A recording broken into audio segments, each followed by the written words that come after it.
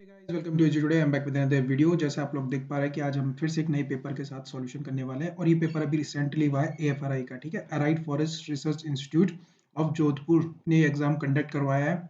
ठीक है, ये अभी रिसेंटली एक वीक में ही हुआ है ये एग्जाम। और मुकेश भट्टी जी का तो वेरी वेरी थैंक यू कि उन्होंने ये पेपर दिया अपना सॉल्यूशन कराने के लिए। तो इस पेपर का मैं सॉल्यूशन लेके आया हूँ। ये पेपर मुझे अभी हाल फिलहाल में ही मिला है सॉल्व करने के लिए, तो मैं इसको सॉल्व कर रहा हूँ। ठीक है ना। और अगर आप लोग चाहते हो कि मैं कोई भी अगर आप लोग अपना पेपर मुझसे सॉल्व करवाना चाहते हो, उसका एक ऑथेंटिक और मोस्ट रिलायबल आंसर की चाहते हो, तो आप लोग मुझे क्या कर सकते हो, मेल कर सकते हो ANUJ1234 joshi@gmail.com। ठीक है, इस पे आप मुझे मेल कर दीजिएगा पेपर को, मैं आपके लिए सॉल्यूशन लेके आ जाऊंगा। और अगर आप लोग हमारे टेलीग्राम ग्रुप से नहीं जुड़े हैं तो टेलीग्राम ग्रुप से जरूर जुड़े जाइए टेलीग्राम पे और टाइप कीजिए AJTODAYC। इस चैनल पे आपको सारे के सारे जितने भी पेपर होते हैं वो सब आपको मिल जाएंगे यहाँ पे विद सॉल्यूशंस, और आंसर आपको मिल जाएंगे आपके किसमें, यूट्यूब चैनल पे। तो जरूर सब्सक्राइब कीजिए, और आपको कोई भी क्वेरी है, कोई भी सजेशन है, तो आप लोग डायरेक्टली कमेंट कर सकते हैं वीडियो के नीचे। आपको एज सुन एज क्या मिल जाएगा, आंसर मिल जाएगा। ओके, द अब बोला कि यहाँ पे controller and auditor general of the India appointed by, किसके द्वारा अपॉइंट किया जाता है, प्रेसिडेंट के द्वारा अपॉइंट किया जाए। का कौन से आर्टिकल में वर्णन है, तो 148वें आर्टिकल में वर्णन है। और 151 आर्टिकल में क्या कहता है कि जो कैग है वो अपनी रिपोर्ट प्रेसिडेंट को देगा, अब प्रेसिडेंट बाद में क्या करेगा, पार्लियामेंट में रखेगा। ठीक है, तो इसका आंसर होना था आपका ए। नेक्स्ट क्वेश्चन देखेंगे, how many schedules are contained in the constitution in India. आपको पता है कि अब हमारे जो कॉन्स्टिट्यूशन है उसमें कितने हैं, 12 शेड्यूल है। ठीक है, तो 12 शेड्यूल है। नेक्स्ट क्वेश्चन देखते हैं। Okay, when was the first confirmed case in the covid detected in India. वैसे देखो, कोविड जो था ना, वो सबसे पहले केरला में आया था। अगर आपको कभी कोई स्टेट पूछे तो वो पूछे कौन सा स्टेट है, तो केरला स्टेट था। ठीक है, अब पूछा है कि डेट कब है, तो देखो डेट क्या है ना, बहुत ज़्यादा वेरी कर सकती है। तो कहीं पे आपको 27 जैन मिलेगा, लेकिन कहीं पे आपको 30 मिलेगा, कहीं आपको 31, कई कई बार तो फरवरी में लेके जा रहे हैं। ठीक है ना, लेकिन जो इसका करेक्ट आंसर है वो है आपका 30 जनवरी 2020 में पहला केस मिला था, वो भी केरला में। केरला और बाकी 2 अदर स्टेट में भी मिले थे। ठीक है, तो 2 इधर स्टेट, कर्नाटक का, केरला, इन जगह पे क्या मिले थे आपके कोविड के केसेस मिले थे। तो 30 जनवरी आपका करेक्ट आंसर होगा। फिर इसमें कितने नंबर ऑफ स्क्वायर है, तो आंसर है 14। 14 इस स्क्वायर है, कैसे देखो, 1 2 3 4 5 6 7 8। ठीक है, एक ये 9वां, एक ये 10वां। ठीक है, 10वां हो गया। अब ये बाहर वाला देखो, एक ये 11वां, एक ये 12वां। ठीक है, और एक ये 13वां जो अंदर की तरफ बन रहा है, और एक बाहर वाला 14वां। ठीक है, तो 14 हो गए आपके स्क्वायर्स। फिर पूछा है कि आपसे कितने कितने हैं, तो यहाँ पे आपको दिख पा रहा है डबल मल्टीप्लीकेशन हो रहा है। ठीक है ना, सीधे। तो 40 के बाद 80, 80 के बाद 160, 160 के बाद 320, 320 के बाद 640, और 640 के बाद 1280। तो ये कितने नंबर पे आ जाएगा, 4 तो ये हो गए, और अब 5वें नंबर, 9वें नंबर पे आपका आ जाएगा। ठीक है ना, तो इज द करेक्ट आंसर, 5वें का बी करेक्ट आंसर होगा। छठवें की बात कर रहे हैं कि प्रियंका जो है वो 10 साल पहले एंगेजमेंट हुई, उसकी सगाई हुई। ठीक है ना। ओके, हिंदी वाले बच्चों को दिख नहीं रहा है, मैं थोड़ा एडजस्ट कर। ओके, अब थोड़ा एडजस्ट हो गया। तो इसने बोला कि 10 साल पहले उसकी होती है, और उसकी जो प्रेजेंट एज है, तो सपोज उसकी प्रेजेंट एज एक्स मान लेते हैं। ठीक है, और वो क्या होगा, 5/3 of the age at the time of the engagement. तो जो उसकी प्रेजेंट एज है वो 5/3 है जिस समय उसकी एंगेजमेंट हुई, एंगेजमेंट हुई थी अभी प्रेजेंट से 10 साल पहले। तो यहाँ पे आप सॉल्व करेंगे तो एक्स की वैल्यू कितनी आ जाएगी आपकी, 25। तो मतलब अभी उस लड़की जो प्रियंका है, उसकी जो प्रेजेंट एज है वो कितनी है, 25 साल है। तो उसकी सगाई कब ही होगी बताइए, सगाई भी होगी उसकी 15 साल में। ठीक है ना, जो कि हमारे क्या है, कॉन्स्टिट्यूशन के उसमें हुआ है कि शादी नहीं कर सकते हैं। ठीक है ना, तो 15 साल में भी। तो उसकी मदर कह रही है कि उसकी जो प्रेजेंट एज है, उसकी माँ की क्या है, डबल एज है। तो प्रेजेंट एज कितनी है, 25, तो उसकी माँ की एज कितनी हो जाएगी, 50। और एंगेजमेंट कितने, 10 साल पहले भी, तो 10 साल कर देंगे 40, तो उसकी माँ की जो एज हो जाएगी वो कितनी हो जाएगी, 40 साल हो जाएगी। नेक्स्ट क्वेश्चन की तरफ चलते हैं। 7वां क्वेश्चन, इसमें क्या है कि साइंटिस्ट, देखो साइंटिस्ट क्या दे रखा है, ट्राइंगल आपके साइंटिस्ट है, और सर्कल क्या आपके फीमेल है। ये फीमेल है, और ये ट्राइंगल क्या है, आपके साइंटिस्ट है। तो वो कह रहा है कि ऐसी कौन सी फीमेल है ना, फीमेल साइंटिस्ट। तो फीमेल साइंटिस्ट केवल 5 वाला नंबर दिख रहा है, जो कि 5 है, आंसर हो जाएगा 5। नेक्स्ट क्वेश्चन चलते हैं 8th क्वेश्चन की तरफ। इस क्वेश्चन में क्या बोला है, the protection of the interest of the minorities in envisaged in the which article of the constitution, मतलब अल्पसंख्यकों के हितों की रक्षा के लिए हमारे कॉन्स्टिट्यूशन में दो आर्टिकल दिए हैं। कौन कौन सा आर्टिकल? एक 29 आर्टिकल, एक 30 आर्टिकल, ठीक है ना। 29 और 30 दोनों का आर्टिकल क्या है, जो आपके माइनॉरिटीज हैं उनके हितों की रक्षा के लिए कि गवर्नमेंट क्या कर सकती है, उनके क्या कर सकती है, रिजर्वेशन प्रोवाइड करा सकती है, ठीक है ना। अगर उनका क्या होना है, कमजोर पक्ष है, ठीक है, अगर कमजोर पक्ष है तो उनके लिए क्या कर सकती है, अंडर आर्टिकल 29 अंडर आर्टिकल 30 उन्हें कर सकती है, उनके हितों की रक्षा कर सकती है। These are the fundamental rights, ठीक है, आपके मौलिक अधिकारों में आता है ये 29 और 30। गवर्नमेंट चाहे तो कर सकती है, क्योंकि जो 14 आर्टिकल है ना, वो क्या है आपका, 14 आर्टिकल है आपका राइट टू इक्वालिटी, ठीक है, राइट टू इक्वालिटी का अधिकार है। तो मतलब सब इक्वल होना चाहिए, लेकिन इक्वल होने चाहिए तो फिर यहाँ पे आर्टिकल 29 और आर्टिकल 30 अबॉलिश नहीं, वो कॉन्ट्राडिक्ट नहीं कर रहा हमारे कॉन्स्टिट्यूशन के साथ, कॉन्ट्राडिक्ट कर रहा है। आप एक जगह बोल रहे हो कि सबके सब बराबर हैं, और आप एक जगह क्या कर रहे हो, एक पक्ष को क्या कर रहे हो आप, रिजर्वेशन प्रोवाइड करा रहे हो। तो इसमें कहा गया है, देखो यहीं पे इन्हीं आर्टिकल 29 आर्टिकल 30 में कहा गया है कि अगर कोई पक्ष कमजोर कमजोर है तो गवर्नमेंट चाहे तो उसको क्या दे सकती है, रिजर्वेशन दे सकती है, ताकि उसका क्या हो, थोड़ा उत्थान और वो सबके बराबर आए, ठीक है ना। तो इस वजह से आर्टिकल 29 30 में क्या रिजर्वेशन की, मतलब इनके माइनॉरिटीज के क्या हितों की रक्षा की गई है 29 30। परम कंप्यूटर भारत का सुपर कंप्यूटर है ये, इंडिया का सुपर कंप्यूटर है, कहाँ पे? पुणे में, बिल्कुल सही जवाब यहाँ पे हो जाएगा, ठीक है। आर्टिकल 29, आर्टिकल 14 चलो मैं बताता हूँ, आर्टिकल 14 क्या है, आर्टिकल 14 है राइट टू इक्वालिटी। आर्टिकल 19 क्या है, आर्टिकल 19 है आपकी क्या, फ्रीडम ऑफ स्पीच से, सुना भी होगा बहुत न्यूज में। और आर्टिकल 32 क्या है, रिट से रिलेटेड है, ठीक है, इसे ही हार्ट एंड सोल कहा गया, heart and soul of constitution कहा जाता है, ठीक है। ये आपके मौलिक अधिकारों के हितों की रक्षा करता है, कौन, 32। और 29 क्या करता है, ये जो माइनॉरिटी उनके हितों की रक्षा करता है, ठीक है। हार्ट एंड सोल क्या है आपका, इसको हार्ट एंड सोल कहा था भीमराव अंबेडकर सर ने, ठीक है। और यही क्या आपका, ये फंडामेंटल राइट की क्या करता है, जो आपकी फंडामेंटल राइट है ना, मौलिक अधिकार, उनको क्या करता है, बचाता है। ये रिट क्लियर, ठीक है ना। अंडर आर्टिकल क्या 32 आपका सुप्रीम कोर्ट सीधे रिट पिटीशन कर सकते हो आप फाइल। नेक्स्ट क्वेश्चन चलते हैं 9 की तरफ। इसमें पूछा कि कौन सा आपका डिक्शनरी की तरह करना था, तो उसका आंसर बिल्कुल ए करेक्ट है, ठीक है ना, आपको डिक्शनरी की तरह लगाना था बस केवल। नेक्स्ट क्वेश्चन दे रखा है इसमें रिलेशन की तरह, तो बिल्कुल भांजी बिल्कुल सही होना था इसका आंसर, ठीक है ना। नेक्स्ट क्वेश्चन देखते हैं। ओके, तो पोस्टल स्टैम्प आपको पता है कि 1853 में क्या कहता है इसने, डलहौजी ने क्या कहता है, आपके ट्रेन भी चलाई थी और आपके पोस्टल टेलीग्राम वगैरह चलाया था 1854 में, ठीक है ना। और टेलीग्राम चलेगा तो भाई आपको पता है पोस्टल स्टैम्प आएंगी, तो इसने ये कौन आएगा, डलहौजी आएगा। नेक्स्ट क्वेश्चन के सबसे बड़ा कौन है, आपका बुर्ज खलीफा है। बुर्ज खलीफा कहाँ पे है आपका, सऊदी अरेबिया में, ठीक है, सऊदी अरेबिया में। एफिल टावर कहाँ है, एफिल टावर कहाँ है आपकी, एफिल टावर है आपकी पेरिस में, ठीक है। और स्टैच्यू ऑफ लिबर्टी, देखो स्टैच्यू ऑफ लिबर्टी कहाँ है, ये यूएसए में, यूएसए में है ये, ठीक है। और यूएसए कैलिफोर्निया में। लेकिन दिया किसने था इसको, ठीक है, जिसने आपका एफिल टावर बनाया उसने ही आपका स्टैच्यू ऑफ लिबर्टी बनाया था, और ये फ्रांस ने था, ठीक है। लेकिन गिफ्ट किया था, फ्रांस ने गिफ्ट किसको किया था, यूएसए को किया था। स्टैच्यू ऑफ यूनिटी कहाँ है, ये इंडिया में, कहाँ पे, गुजरात में, ठीक है ना, याद रखना। नेक्स्ट क्वेश्चन देखते हैं 14th। 14th में क्या बोला है, यहाँ पे देखो ये आपका क्या है, गोला है, और गोले के बाद यहाँ पे क्या बना दिया, एक स्क्वायर बना दिया ऐसे खड़ा हुआ, ठीक है। फिर एक गोला है तो गोले की जगह क्या आएगा, एक स्क्वायर आएगा। स्क्वायर देख लीजिए, यहाँ पे स्क्वायर आना चाहिए, लेकिन स्क्वायर या तो इसमें है या तो इसमें, इन दोनों में सब चेक करते हैं। फिर आगे देखो, यहाँ पे स्क्वायर था, गोला बन गया, यहाँ स्क्वायर था तो क्या बनना चाहिए, गोला बनना चाहिए, तो गोला बन गया, ठीक है, दोनों सही है अभी तक, ठीक है, ये दोनों अभी ठीक बैठ रहे हैं आपके। फिर आपसे देखो यहाँ पे प्लस था, इसके नीचे प्लस था, ठीक है ना। फिर ये क्या होता है, जब ये गोला बन जाता है तो ये प्लस अपनी मूवमेंट चेंज करता है।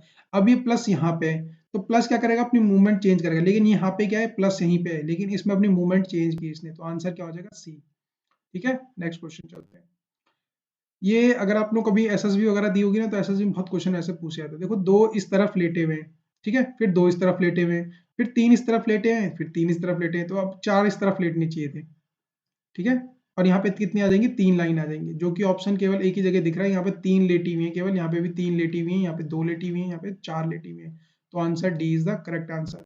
नेक्स्ट चलते हैं, इसमें बोला कॉन्स्टिट्यूशनल डे 26 नवंबर को बोला गया था नरेंद्र मोदी जी द्वारा कि हम क्या संविधान दिवस मनाएंगे, कब से, 26 नवंबर से, ठीक है ना। और इसकी हिस्ट्री क्या है कि आपके जवाहरलाल नेहरू ने क्या कहा था, 26 नवंबर 1929 में, ठीक है, 26 नवंबर 1929 में जब आपका क्या हुआ था, उन्होंने क्या था, लाहौर अधिवेशन जो हुआ था उसमें कसम खाई थी, तो तब से ये हुआ था कि हम पूर्ण स्वतंत्रता लेंगे, तब से इन्होंने बोला कि हमसे क्या करेंगे, संविधान दिवस मनाएंगे।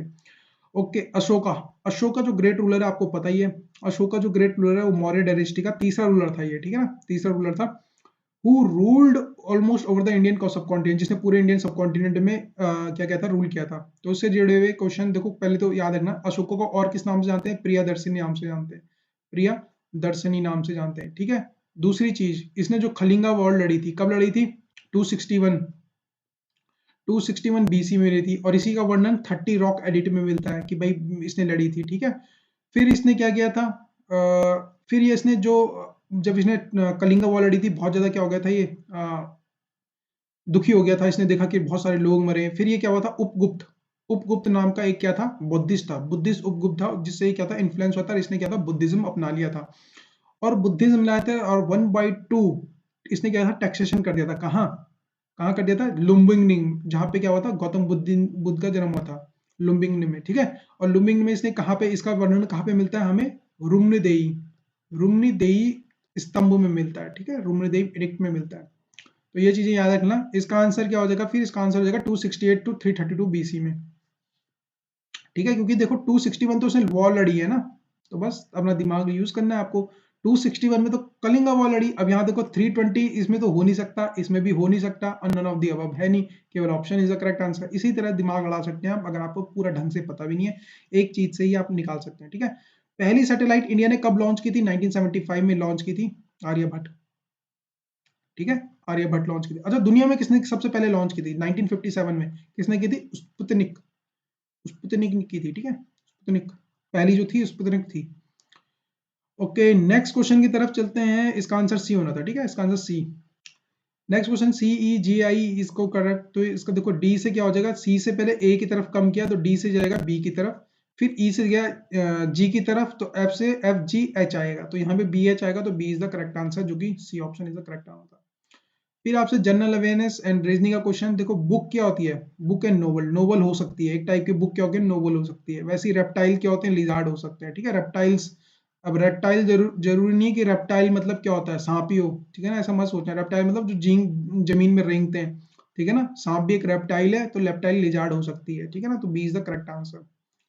नेक्स्ट क्वेश्चन देखते हैं, आपका आ चुका है अब, जनरल इंग्लिश आया है, ठीक है, जनरल इंग्लिश। अगर आपने पढ़ा है हिस्ट्री, देखो हिस्ट्री क्या है, हिस्ट्री नाउन है, उसमें आपने एल जोड़ दिया, तो ये बनता है तब आपका एडजेक्टिव, ठीक है। अगर कभी भी आप एक नाउन में एल को जोड़ते हो तो वो एडजेक्टिव बनता है, तो ये बन जाएगा हिस्ट्री की जगह हिस्टोरिकल।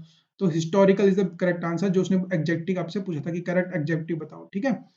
तो ये क्या होते हैं, सफिक्सेस आपने पढ़े होंगे, नहीं पढ़े तो जुड़े रहिए हमारे चैनल के साथ, आपको बहुत कुछ पढ़ाया जाएगा।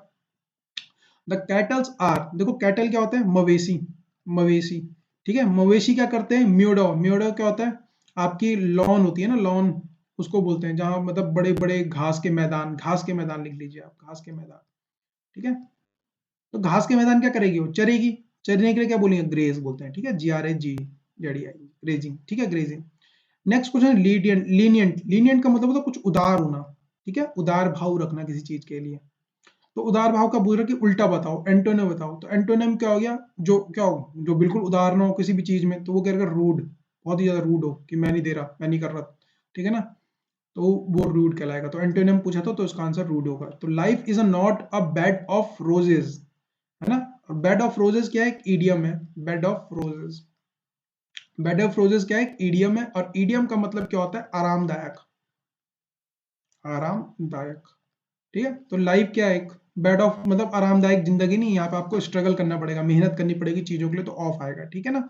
नेक्स्ट क्वेश्चन देखेंगे, the principal enter the, when the principal enter the class, a student on the board, ये क्या लिखा हुआ कि जैसे ही मतलब जैसे टीचर ने, एक प्रिंसिपल ने क्या किया क्लास के अंदर एंटर किया, तो ये आपका ना बता रहा है कि, अब देखो यहाँ पे क्या रोट, एक लड़का लिखा था, क्या लिखा था, ये आपको ये बोलना चाह रहा है, ये बोलना चाह रहा है कि जब एक प्रिंसिपल क्लास के अंदर घुसा, तब एक लड़का लिख रहा था ब्लैक बोर्ड पे कुछ, है ना, तो यहाँ पे क्या हो जाएगा, लिख रहा था, तो लिख रहा था अगर वॉज के साथ लगेगा आपकी वर्ब की आईएनजी फॉर्म, तो यहाँ पे आना चाहिए वॉज राइटिंग। राइट्स किया है आपकी V1 है, दैट इज प्रेजेंट टेंस को बताता है, लेकिन पास्ट टेंस यहाँ पे एंटर्ड से मुझे पता चलता है पास्ट टेंस के बारे में बात हो रही है, कि जब एक प्रिंसिपल क्लास के अंदर घुसा था, तो था, तो प्रेजेंट टेंस तो बिल्कुल आ ही नहीं सकता। अब इज राइटिंग क्या है, आपका प्रेजेंट कॉन्टिन्यूअस है, ये भी आपका हो नहीं सकता, क्यों, क्योंकि जैसे टीचर ने एंटर किया, वो लिख रहा था बोलोगे ना, ये लिख रहा है, ऐसा तो नहीं बोलोगे, तो आप बोलोगे लिख रहा था, तो यहाँ पे आना चाहिए था वॉज राइटिंग। ठीक है, यहाँ पे वॉज राइटिंग, जैसे ही टीचर प्रिंसिपल ने क्लास के एंटर एंटर किया था, एक लड़का कुछ ना कुछ ब्लैक बोर्ड में लिख रहा था। ठीक है ना, तो यहाँ पे वॉज राइटिंग आ जाएगा, तो B option is the correct answer.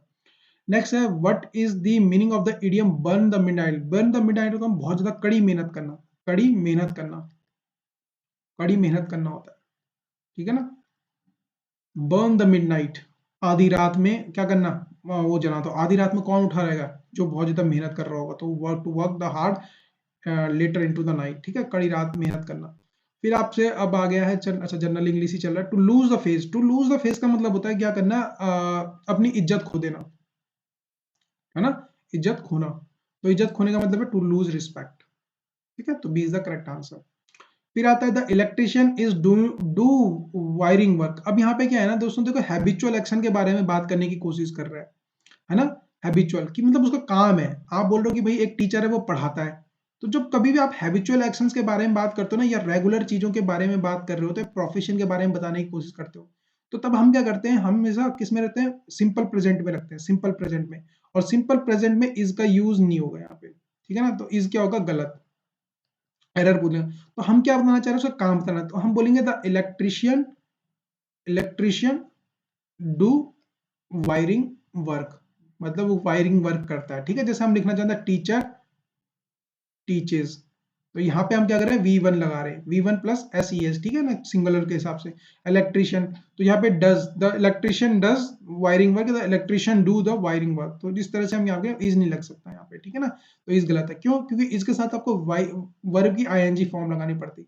लेकिन अगर आप ये बताते, यहाँ पे ये बताना चाहते कि भाई जो इलेक्ट्रिशियन है वो अभी अभी कुछ काम कर रहा है, the electrician is doing wiring work, वो भी कर रहा है, तो इस तरह से बोल सकते थे अभी कर रहा है। लेकिन यहाँ पे ना हम बताना चाह रहे हैं कि उसका हैबिचुअल एक्शन, रेगुलर एक्शन क्या है, उसका काम क्या है। तो जब आप काम बता रहे होते हो किसी चीज का, तो आप V1 का इस्तेमाल करेंगे, जो कि आएगा यहाँ पे बी ऑप्शन इज इनकरेक्ट होगा। रिकमेंडेशन की स्पेलिंग क्या होगी, RECOOMEDANTI, रिकमेंडेशन, जो कि option B is the correct answer. फिर बोला लॉयल, लॉयल में क्या जोड़ो, कोई सफिक्स जोड़ो जिससे क्या बन जाए, तो लॉयल्टी, बिल्कुल सही है, लॉयल्टी बनता है। ठीक है, नेक्स्ट क्वेश्चन देते हैं आपका साउंड एनर्जी, है ना। Sound energy into electrical energy, sound energy को इलेक्ट्रिकल एनर्जी में कन्वर्ट करता है कौन, माइक्रोफोन हो गया, स्पीकर हो गए आपके, ये हो गए। ठीक है, सोलर सेल क्या करता है, सोलर सेल क्या करता है, आपकी जो सन की एनर्जी रहती है ना, सन की एनर्जी को किस में कन्वर्ट करता है, इलेक्ट्रिकल एनर्जी में कन्वर्ट करता है। ठीक है ना, तो इस तरह से the saliva secreted in the mouth digest. देखो आपके आपके क्या होते हैं, आपके मुंह में क्या होते हैं, एंजाइम्स प्रोड्यूस करता है ना। एंजाइम कैसे टाइप के एंजाइम्स होते हैं, है ना, अ, आपके आपने सुना भी होगा। एक होता है डाइटेस, डाइटेस क्या करता है, आपका स्टार्च को आपको पचाना, मुंह पे ही पचाना शुरू कर देता है, जो स्टार्च रहता है धीरे धीरे करके। ठीक है, तो आपका आ जाएगा B option. 30 longest bone in the human body is, आपका होता है फीमर। और कान में होती है सबसे छोटी, स्टेपिस। ठीक है, कान में होती है सबसे छोटी, और सबसे बड़ी होती है फीमर, ये कहाँ होती है, थाई में, थाइज में। ठीक है, नेक्स्ट चलते हैं। Okay guys, which of the following electromagnetic radiation use for the satellite communication. देखो जितने भी सैटेलाइट कम्युनिकेशन के लिए हम जो यूज करते हैं ना, वो रेडियो वेव यूज करते हैं वैसे। ठीक है, रेडियो वेव या फिर माइक्रोवेव। माइक्रोवेव सबसे उत्तम तकनीक है, रेडियो वेव। जो भी आपके फोन वगैरह हम यूज करते हैं वो सब रेडियो वेव में काम करते हैं। और जो माइक्रोवेव होता है, ठीक है ना, तो यहाँ पे ऑप्शन रेडियो वेव है नहीं, तो हम माइक्रोवेव पे टिक कर देंगे, अदरवाइज रेडियो और वेव से ही होता है। ठीक है, सारा काम। फिर पूछा कि ऑप्टिमम डिजोल्व ऑक्सीजन, तो पहले हम ऑप्टिमम डिजोल्व क्या होता है, BOD। ठीक है, बायोकेमिकल ऑक्सीजन डिजोल्व। ठीक है, तो इसी के तरीके से हम पता चलता है पानी में कितनी ऑक्सीजन घुली मिली है, तो BOD के तरीके से। ठीक है, बायोकेमिकल ऑक्सीजन डिजोल्व। ओके, तो इससे हम क्या करते हैं, देखते हैं पानी में कितनी ऑक्सीजन डिजोल्व है, और अगर आपकी ऑक्सीजन लेवल कम है बहुत ज्यादा, से 2 से लेकर 3 हो गया, 2 से 3, तो इसमें मछलियां ना जिंदा नहीं रह सकती, कीड़े मकोड़ों के लिए होती है जीने के लिए, कितना पानी ऑक्सीजन से ले सकता है। ठीक है ना, तो मछलियों के लिए ऑप्टिमम जो होता है वो होता है 5 से 6 के आसपास। ठीक है, तो 5 से 6 यहाँ पे मुझे सिर्फ एक ही में दिख रहा है, जो कि 4 से 6 के बीच में है, तो हम ऑप्शन ए टिक कर देंगे। ठीक है, 5 से 6। और 1 से 2 मैंने आपको बता दिया कीड़े मकोड़ों के लिए होता है, 1 से 2। ठीक है, तो 4 5 से 6 या 4 से 6 इज द करेक्ट आंसर, 35 का ए। नेक्स्ट चलते हैं, द एटमॉस्फेरिक जो एयर होती है वो किससे कैसे रुकी रहती है हमारी पृथ्वी पे, वो बाहर क्यों नहीं निकल जाती स्पेस में, क्योंकि यहाँ पे क्या ग्रेविटेशन है, तो ग्रेविटी की वजह से, ठीक है, ग्रेविटी की वजह से क्या करती है, वो नीचे की तरफ पकड़ा हुआ है। जैसे आपका सूरज चंदा मामा है, वो क्यों नहीं निकल जाता है स्पेस में बाहर, वो भी ग्रेविटेशनल फोर्सेस की वजह से या ग्रेविटी की वजह से, ग्रेविटेशनल फोर्सेस है ना, तो उस वजह से पकड़ा हुआ है।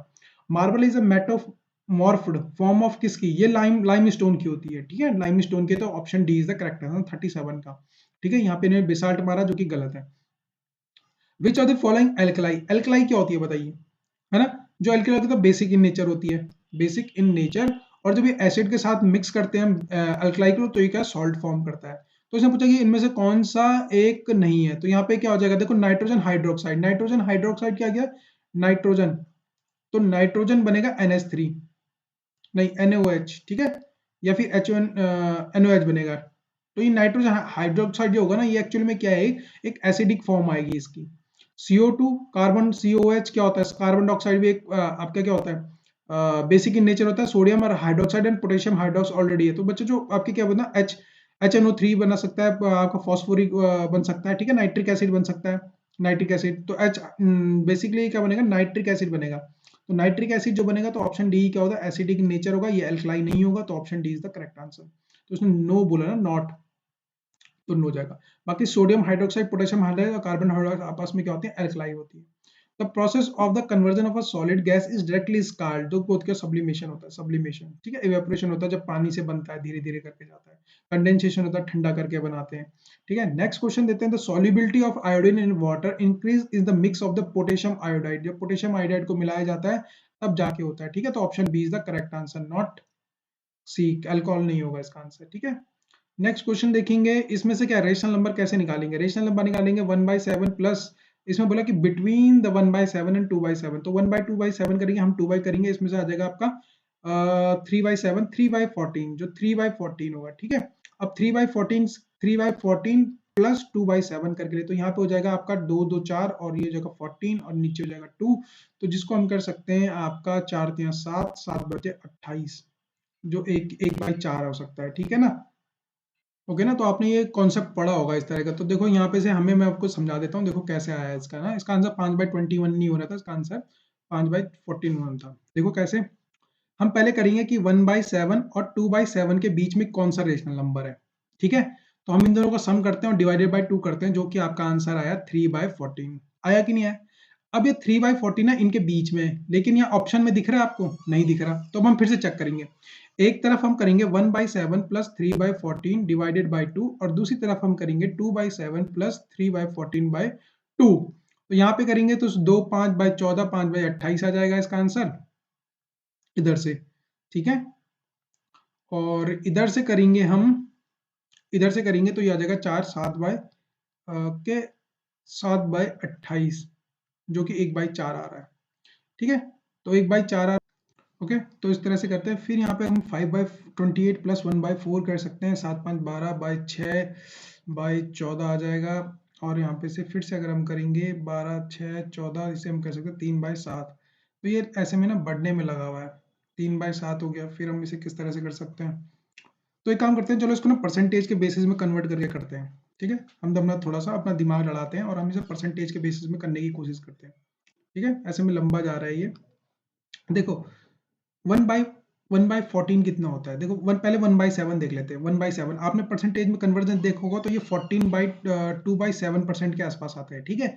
और ये अगर मैं देखूंगा तो ये आप डबल कर दोगे, क्योंकि 1/7 दैट इज 28/4/7% के आसपास, मतलब 14 और 28 के बीच में जो आंसर आएगा वो हमारा क्या होगा, करेक्ट होगा। तो यहाँ पे अगर 1/14 करेंगे, तो 1/14 जो होगा ना दोस्तों, वो कितना हो जाएगा, है ना, इसको सीधे 2 से हाफ कर दो, तो 1/7%, तो ये पॉसिबल है ही नहीं, क्योंकि ये पीछे की तरफ आ रहा है, ठीक है। 1/21/2 करेंगे, तो यहाँ पे अगर हम करेंगे इसे, देखो इसको अगर मैं काटूं तो ये 1/10.5 आएगा, और 10.5 को अगर मैं परसेंटेज में करूं तो ये 10% के आसपास आएगा, ठीक है। 10% से थोड़ा सा इधर उधर हो सकता है, 9% के आसपास आ जाए, ठीक है। तो बी ऑप्शन भी नहीं हो सकता। बचा 5/14, देखो 5/14 कितना है, 14 हमने निकाला कितना, 7/1/7, और इसमें मैं 5 का मल्टीप्लाई कर दो तो 35/5/7%, मतलब 35 से ऊपर जा रहा है, देखिए 28 से, तो लास्ट ऑप्शन यही वाला, अच्छा यही वाला ऑप्शन होगा, ठीक है।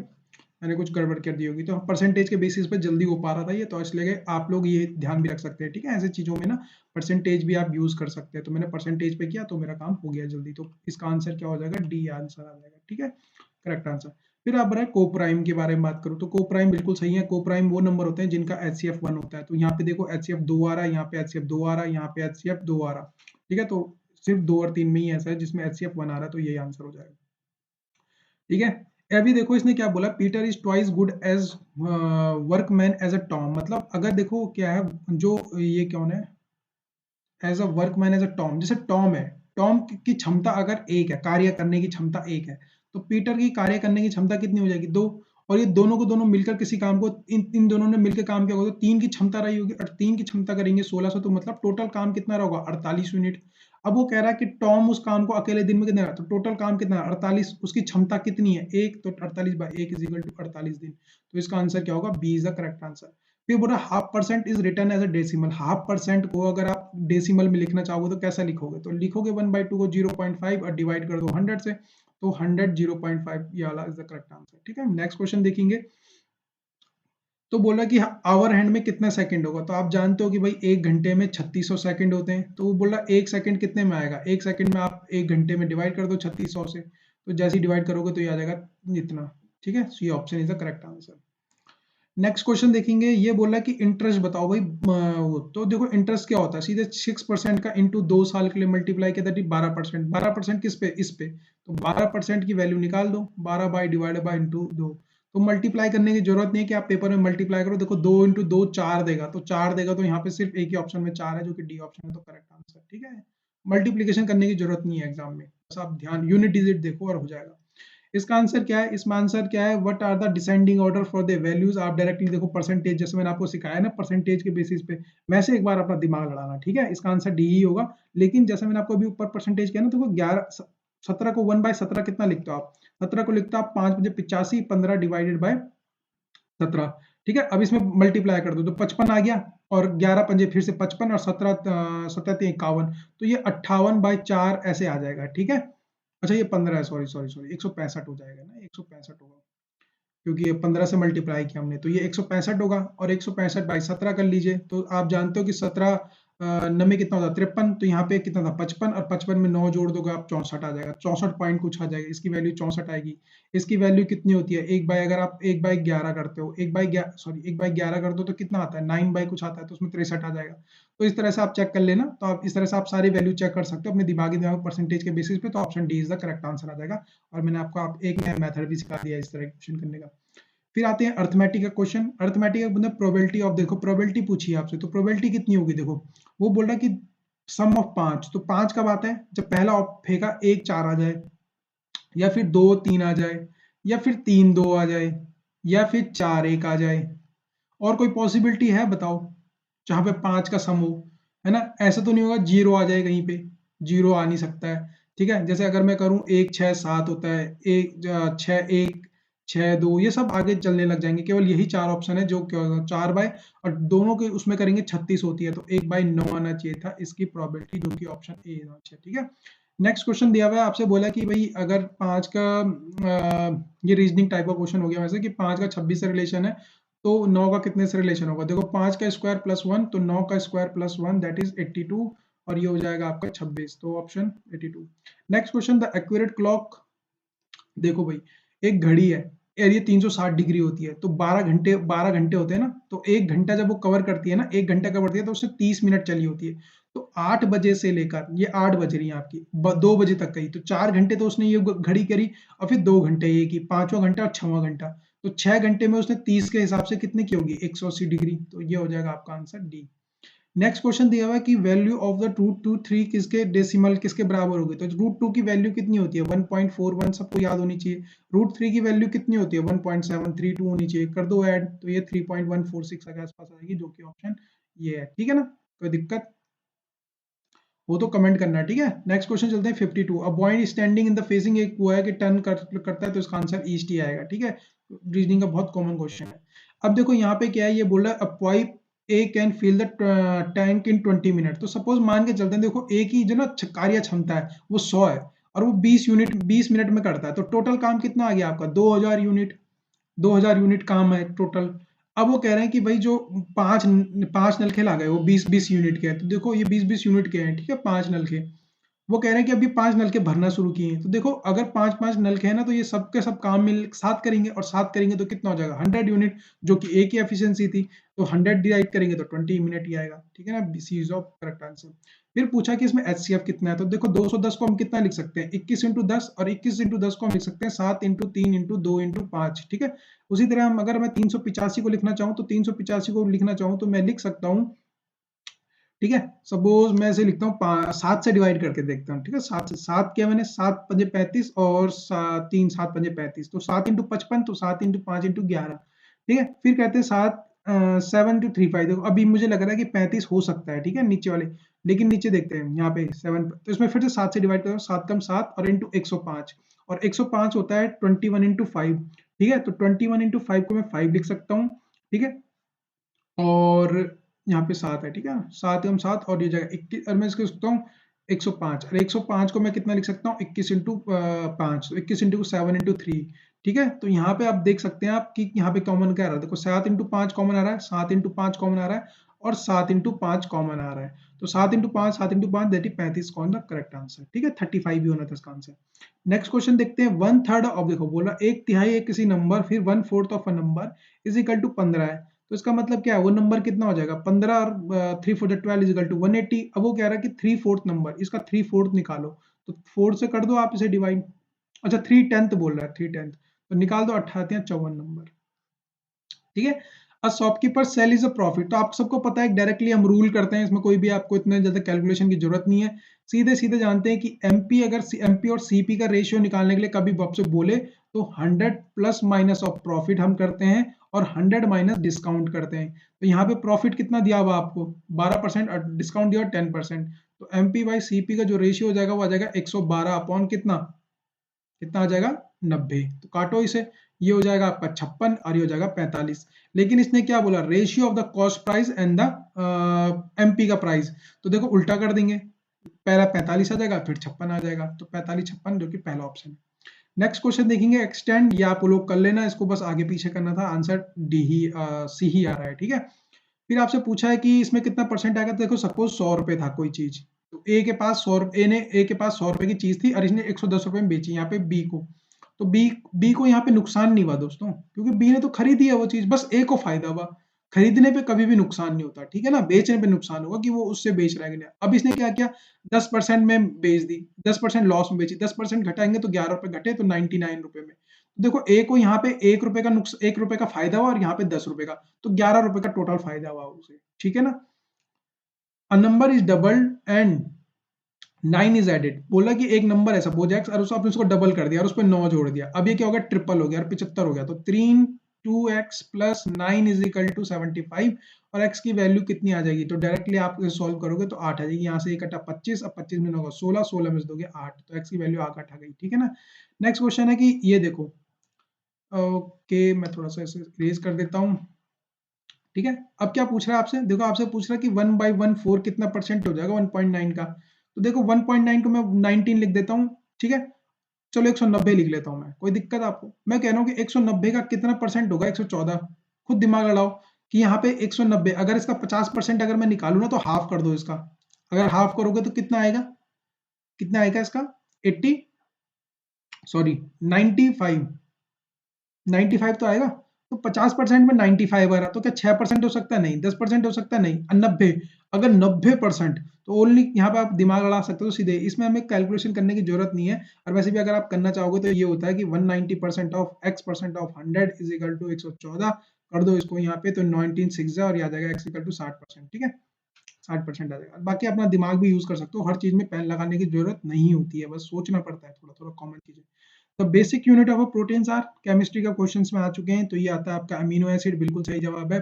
62 पूछ रहा है थर्मोडायनेमिक्स की, थर्मोडायनेमिक्स की पहली लॉ पूछ रहा है, तो ये होती है D E is equal to D Q minus of P D V होता है भाई, ठीक है, तो पहला option is the correct answer, ये ऑल ऑफ द अबव नहीं होना था, P D is equal to P D V होता है। एंट्रोपी क्या होता है, एंट्रोपी होता है डिसऑर्डरनेस को मेजर करता है, ठीक है, इसका आंसर होता है बी ऑप्शन, ठीक है। नेक्स्ट क्वेश्चन, ग्रीन सिंथेसिस, आपने सुना भी होगा आजकल ग्रीन यूरिया बहुत आ रहा है है ना? अगर आप लोग न्यूज़ वगैरह पढ़ते हो तो ग्रीन यूआर आ रहा है। ग्रीन यूआर क्या है? ग्रीन सिंथेसिस से बनता है। ग्रीन सिंथेसिस क्या है? एक नॉन टॉक्सिक, इको फ्रेंडली और बायोसेफ क्या है?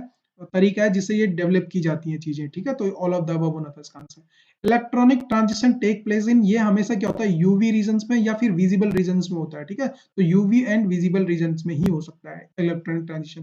कई लोग सोच रहे होंगे इलेक्ट्रॉनिक ट्रांजिशन क्या होता है? देखो भाई, ये आपकी स्टेट होंगी, आपने सुना भी होगा, ठीक है? कि एक इलेक्ट्रॉन अपनी सेल छोड़ के दूसरी सेल में पहुंच गया, ये दूसरी वाला दूसरी, इसको एनर्जी मिली। तो ये कब होता है? जब यूवी रेज मिलती हैं तो इनको क्या होता है? एक्साइटेड एनर्जी मिलती है, एक्साइटेड होते हैं, ये अपनी सेल छोड़ के अपनी नेक्स्ट वाली सेल में जाते हैं, ठीक है? तो उसे इलेक्ट्रॉनिक ट्रांजिशन बोलता है, आपने 12th में पढ़ा होगा।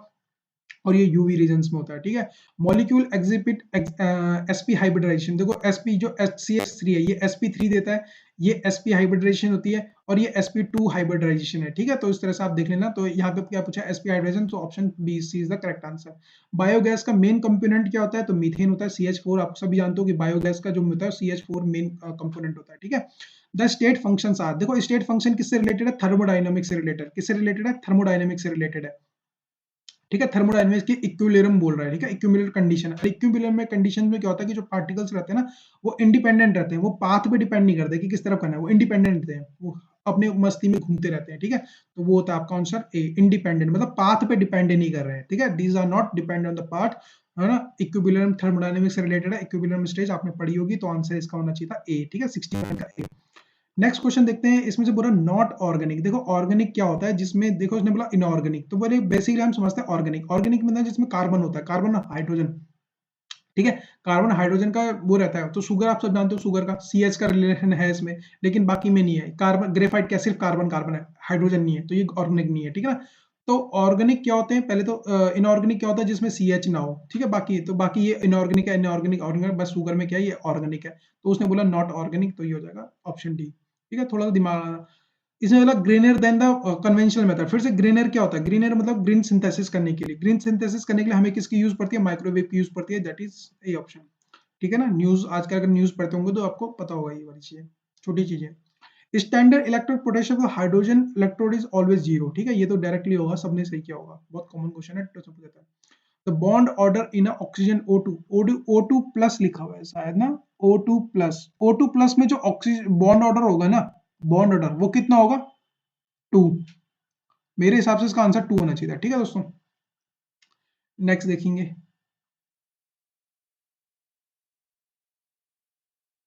नहीं, O2 में तो 2 होगा ना, O2 में होगा 2 बॉन्ड ऑर्डर, और ये आंसर सही है, ठीक है? 2.5 होगा इसमें, क्योंकि O2 में जो बॉन्ड ऑर्डर होगा वो 2 आएगा, ठीक है? सिर्फ O2 में, O2 का जो बॉन्ड ऑर्डर होगा, O2 का बॉन्ड ऑर्डर वो होगा आपका 2। तो O2 प्लस का कितना हो जाएगा? 2.5 के आसपास आएगा, ठीक है ना? ये आंसर हो जाएगा। Amino acid is soluble in, this is one water, ठीक है? ये हमेशा क्या होता है? हाइड्रोकार्बन से क्या होता है? इनसॉल्युबल होता है, जिससे हमें पता चलता है यहाँ पे ज्यूटर आयन का, कि जो अमीनोज होते हैं उसमें ज्यूटर आयन होते हैं, ठीक है? ज्यूटर आयंस के बारे में पता चलता है इसी से। तो ये वाटर में सॉल्युबल होता है। Q is equal to zero, मतलब Q का मतलब क्या होता है? हीट।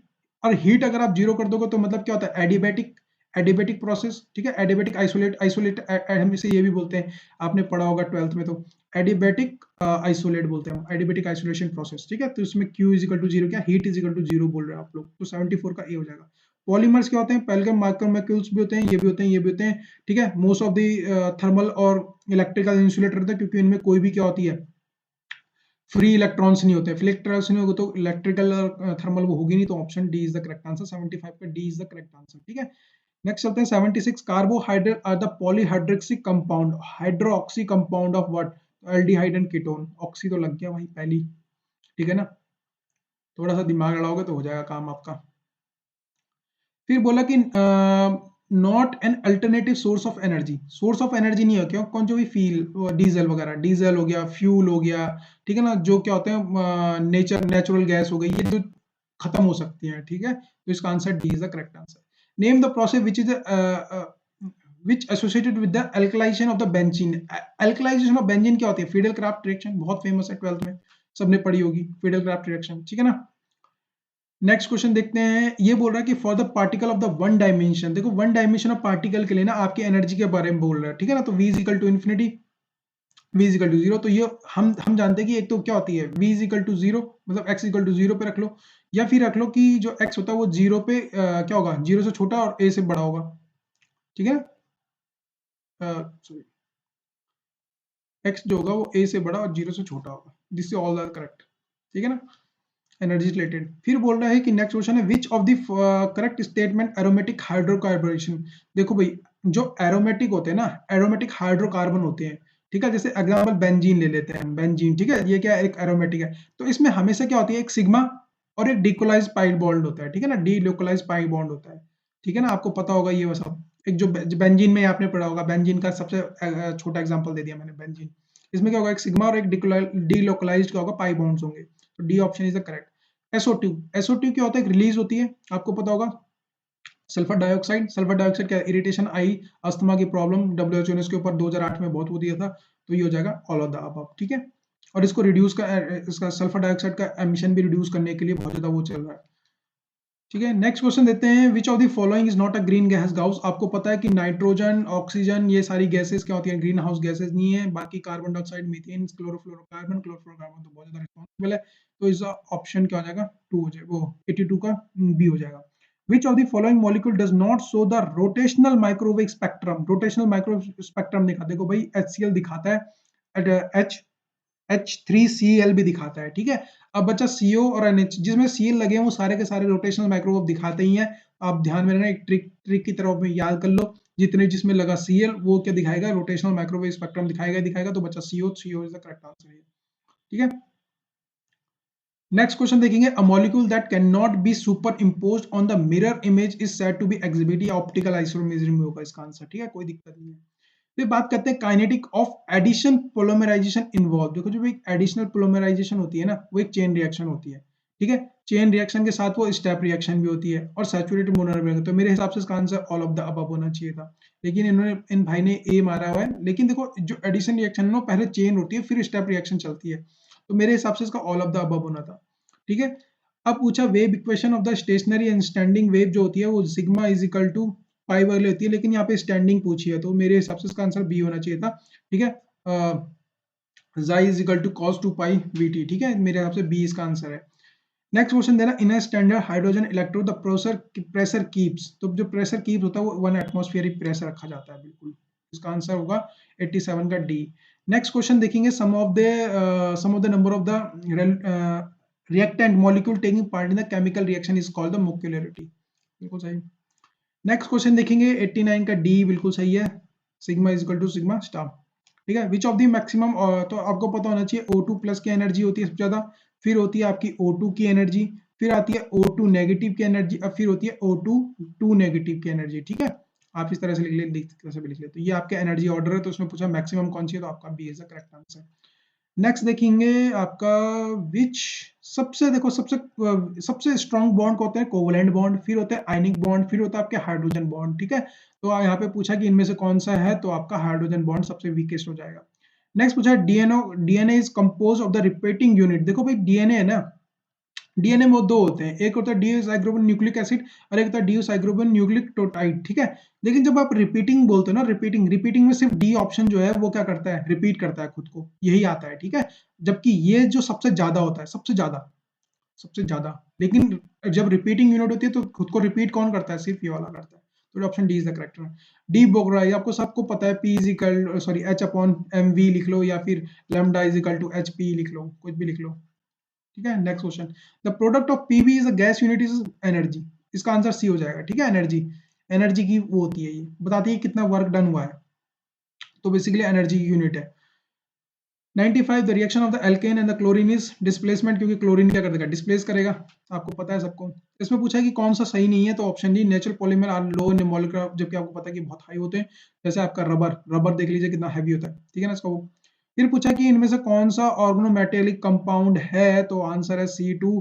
याद रखना C2H54 into any metal, Pb हो गया, Fe हो गया, ये कुर्क हो गया, सब ये सब क्या होता है, ऑर्गेनोमेटिक कंपाउंड होता है। 97 का D is the correct answer, clear. 98, one of the कौन सा स्मॉर्फ है, ये क्रिस्टलाइन है, crystalline glass is the most amorphous, ये अमॉर्फस हो गया, ठीक है। फिर आपसे पूछा है कि animal store in the glucose in the form of the cellulose के फॉर्म में यूज नहीं करता भाई, ग्लाइकोजन के उसमें सेव करता है, ठीक है, glycogen. Which of the following is not a conventional source of energy? कौन सा कन्वेंशनल सोर्स ऑफ एनर्जी नहीं है? सोलर एनर्जी कन्वेंशनल नहीं है, तो 100 का बी। ठीक है